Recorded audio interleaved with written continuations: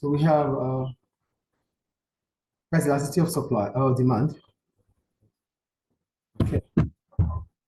We'll go on. Chapter 8. We're talking about price elasticity of demand. Basically, we're talking about the degree of responsiveness between the quantity demanded of a product as a result of a change in price. You know, we've talked about price, we've talked about demand. So what happens when one of the variable that changes the quantity demanded is price. There's also income. There are two variables that changes the quantity demanded, income and price. So when it comes to price, changes in price might bring about responding to buy more or responding to buy less. That is responsiveness. That is price elasticity of demand. So we'll go down.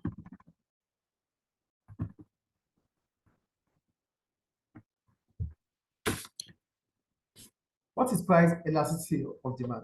For some goods, a price change will result in a large change in the quantity demanded, and for others, a smaller change. It all depends on the type of good. Based on, there's a case study they talked about, so we're not going there. So let me just explain. They said some goods, a price change will result in a large change in the quantity demanded, and some, a slight change in the quantity demanded. So what they are trying to tell us is that there's always responsiveness between the quantity, between price and the quantity demanded. So that means when price changes, the quantity demanded will definitely change, either to increase or to reduce. And the change in price can also be an increase in price or a reduction in price. So either ways, whatever happens to price, whenever price changes, either we have a significant change in the quantity demanded or we have a less significant change in the quantity demanded. Clear? So look at these products now. Look at this graph. When you look at this graph, there's a change in the quantity demanded for product product A and product B. For product A, there's no significant change, that is inelastic.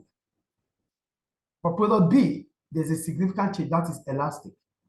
Do you get it? Yes. So how elastic or inelastic demand is based on the change in need when there's a change in price. So we start with price inelastic demand.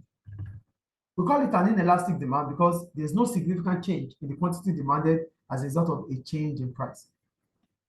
So for product A, the price change results in a small change in demand. The change in demand was not as big as the change in price. So the price so basically what they are telling us is that there's inelastic demand, which means there's no significant change in the quantity demanded as a result of a change in price. That makes it inelastic. And for elastic demand, it means there's a significant change in the quantity demanded as a result of a change in price. So that means if it is elastic, it means it is based on changes in price. So such goods, when their price increases, the quantity demanded would fall. When their price reduces, the quantity demanded would rise. For elastic demand, that means the demand for that product is price elastic, because when the price increases, the quantity demand reduces. When the price reduces, the quantity demanded increases. Is it clear? Yes. So that is elastic and inelastic demand. So for inelastic, okay, when we get to the calculation, you understand. Let's go. Calculating PED, yes. Are you there?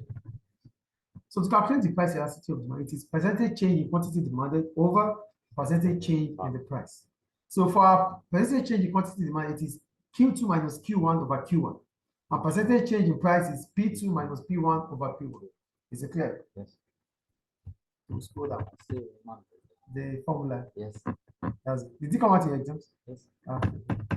So go to interpreting the numerical value of elasticity. So as soon as we calculate our PED, the next thing is we get some values, we get some figures. So how do we represent these figures? What do we call these values or figures that we get? The first one, if the value of PED is less than 1, if it is less than 1, we're talking about from 0.1 to 0.9. It is inelastic. So that means the demand for that product is price inelastic. Yes. That is if it is less than 1. If the value of PED is greater than 1, it is elastic. Okay. If the value of the PED is 0, it is price inelastic, perfectly inelastic, perfectly. That means there's no change at all. If the PED is equal to infinity, it is perfectly elastic, like 5, 7, 9, perfectly elastic. If it is minus 1, it is unitary. Is it clear? Yes. So this will determine what you call the product, the kind of product you are selling. If it is price elastic or price inelastic. Is it clear? Yes. So we go to price elasticity and the slope of the demand curve. Here, when you look at its demand curve, it is fixed here. Steep. There. I will explain you. The demand curve for two products, A and B. Demand for two products have different slope. For product A, okay. For product A, the demand curve is steep. This is common for goods that have inelastic demand like product A. For product B, the demand curve is much flatter, which means it's expanded, it's elastic. So goods that have elastic demand like product B tend to have relatively flatter demand curves. There are also special cases where PD is either 0, infinite, or equals to -1. This is shown. So look at the graph we have here. It is vertical, which means it is perfectly inelastic. It's fixed. It doesn't change. It's a need. For needs. Product is a need. Yeah, for needs. Yeah, products that their demand is they are basic. Yes. Their demand is always inelastic. The demand for such products is price inelastic. Yes. Clear. So when you look at a fixed demand curve, it means the PED is 0. It is perfectly inelastic. Do you get that? But if it is horizontal, like this, and I said vertical demand curve, which was shown. So this means that the price is done. Okay, so look at this one now. It is horizontal. So the demand curve is what we call perfectly elastic. It is perfectly elastic because it is horizontal. It's flat. It continues. It continues to increase. Do you understand? But for inelastic, there's no significant change. It is vertical. Horizontal is perfectly elastic.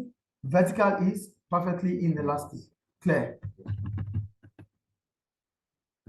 So this is unitary. Do you get it? Yes. So unitary is -1. The quantity demanded is the same as the quantity. The quantity demanded is the same as the change in price. Or 10% change in price, 10% change in quantity demanded. Is it clear? When you divide by 10, you get 1. Clear?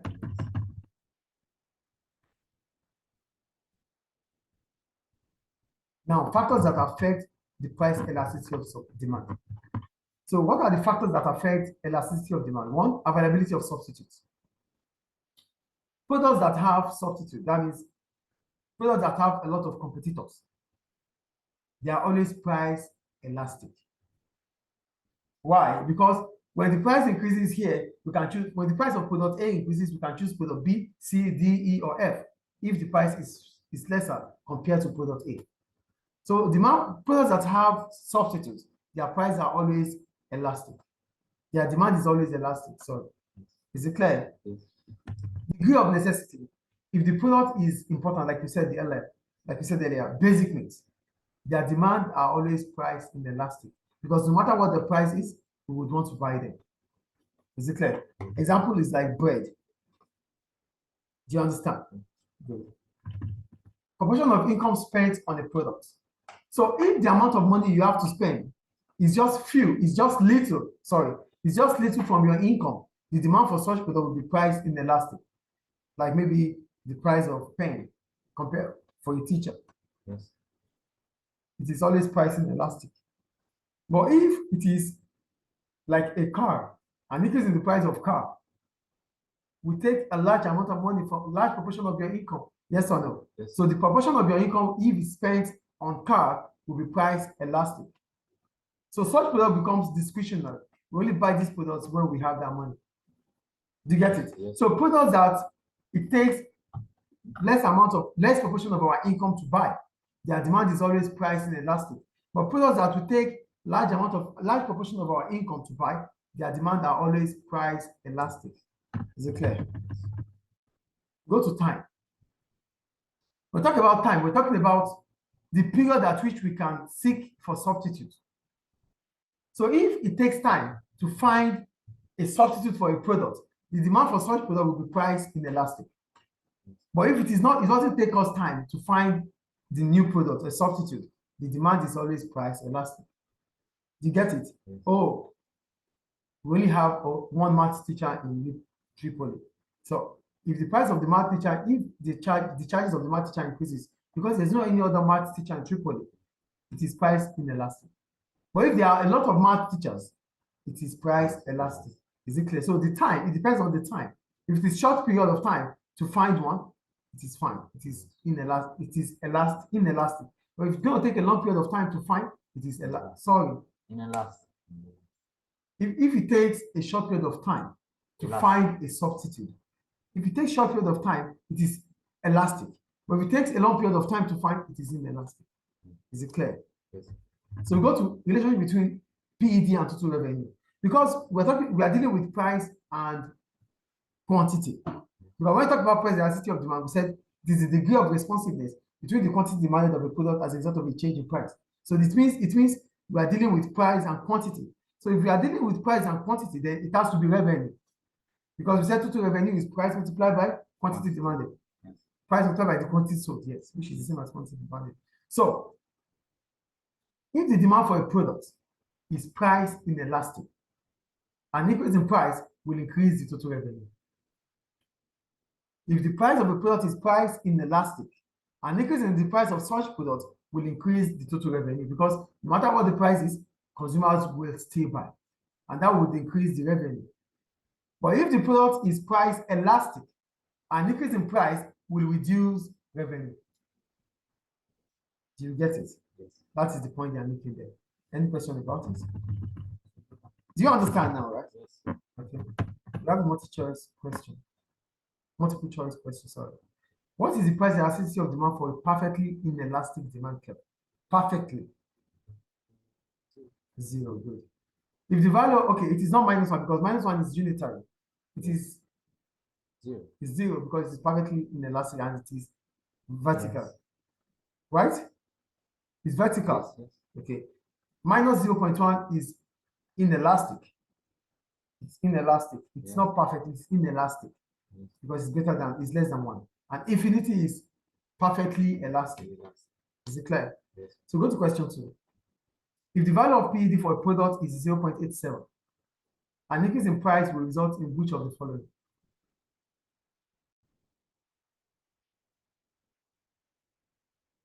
An increase.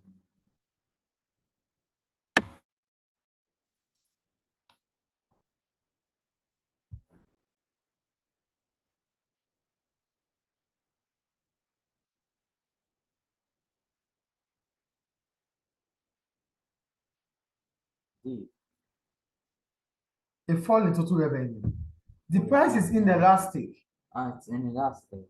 So a rise in A rise in total revenue, it is inelastic. because elastic means the Yeah, both of them, all of them deals with elasticity, deals with revenue. when the price is Yeah, the price total is revenue increases. the price here, the demand for the PED for this product is inelastic Yes. because it is less than 1. So that means no matter what the price is, an increase in price here will increase the revenue. Yes. Because the product is priced inelastic. An increase in price, consumers will still buy, increasing the total revenue. Is it clear now? Yes. So that ends price elasticity of demand chapter 8.